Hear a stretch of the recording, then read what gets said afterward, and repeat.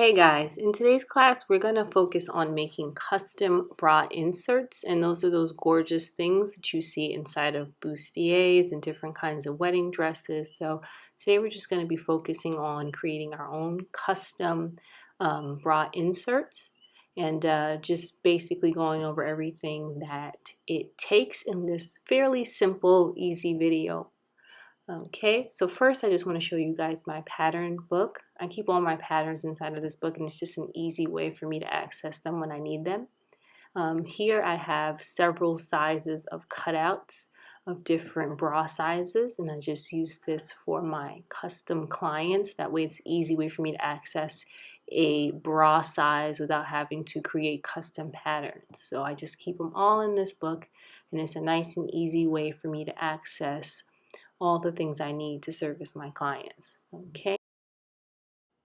Okay, so here I have the pieces cut out. This is a C cup plus size, and you just see me here indicating some of my markings, important notches. That way it's a lot easier for me to assemble them once they've been cut out, and also making sure that I indicate grain lines and those different kinds of places, again, where it's just going to be a lot easier for me to put this together without trying to figure out where everything goes. So once those pieces are cut out and you've done all your markings on your muslin, it's time to go on to the bra foam. Okay, so this is bra foam, and I got it from, and I'll give you the link inside of the profile, and it's just a very thin sort of foam that you use to create bra inserts, and you want to make sure you get good quality. I believe they come in a few different colors, but I like to focus on the nude, especially for the bra inserts. And again, it's just a thin sheet of foam that you'll use to create the insert. Okay, so here I have the patterns laid out on the bra foam, and my bra insert that I'm going to be creating actually has 3 parts to it. So I'm just going to lay those 3 parts down and making sure I keep everything nice and aligned so that it's easy for me to cut. I use pattern weights in order to do my cutting on foam. I find that it's kind of tricky to do it with pins, so I find that it's a lot easier to just put the pattern weights there and cut in that way instead of trying to pin them. Now I use the rotary cutter in order for me to cut out the pieces because I can lay the rotary cutter nice and flat, and it's easier to move around those areas.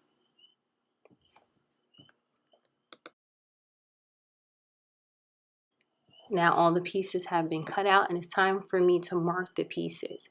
I'm going to use a water-soluble marker, and that's just a way for me to mark everything without leaving any marks. So I'm going to mark my notches, the front and back, and both of the cup pieces. And that's just an easier way for me to do it again so I don't get marks left on my fabric, but I'm also able to mark it in a way that I can see when I'm putting them together. Once you get used to it, I don't think you need to mark it, but at least in the initial stages, especially if this is your first time creating these bra inserts, the foam is not cheap or easy to find a great quality, so you want to make sure that you use it appropriately and try to save as much as you can from being tossed in the garbage. So I just do my markings here.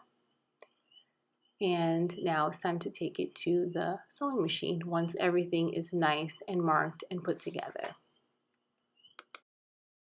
I use the Gutterman Nude in order to do my sewing.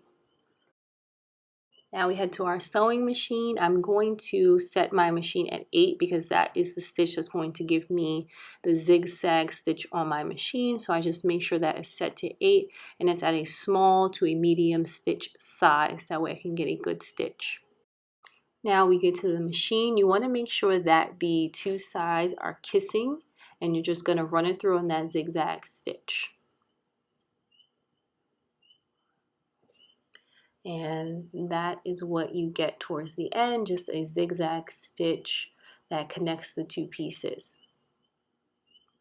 All right, for our top part, we're going to make sure we match the notches together. I have 2 notches for the back, and that's going to let me know that that piece goes to the back, and that the 1 notch in the front lets me know that that piece goes to the front. And that's important, especially with my design. I have wider in the back and more narrow towards the front. I'm going to make sure those sides kiss together.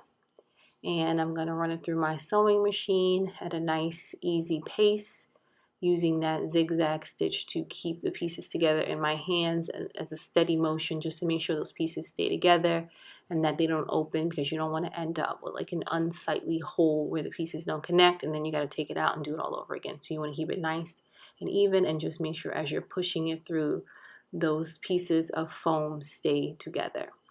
And this is what you get. This is the end result. You have a nice foam insert. You have the zigzag stitches that are keeping everything together. You can also do this by hand, but it's a lot quicker if you use the sewing machine.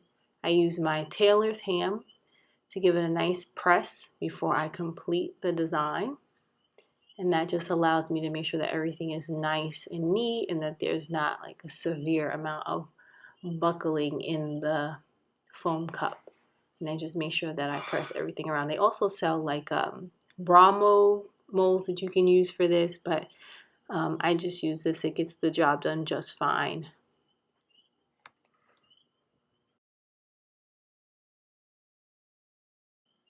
And here you have it, a completed bra insert that you can use to do all kinds of designs. You can even cut the pieces into fabric and overlay them. And that is how they are done.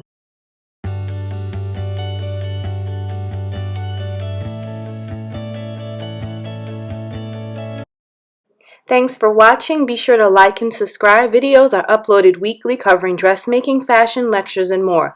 Enroll in Lady Cloth U on Teachable for dressmaking and fashion design courses. See you again soon.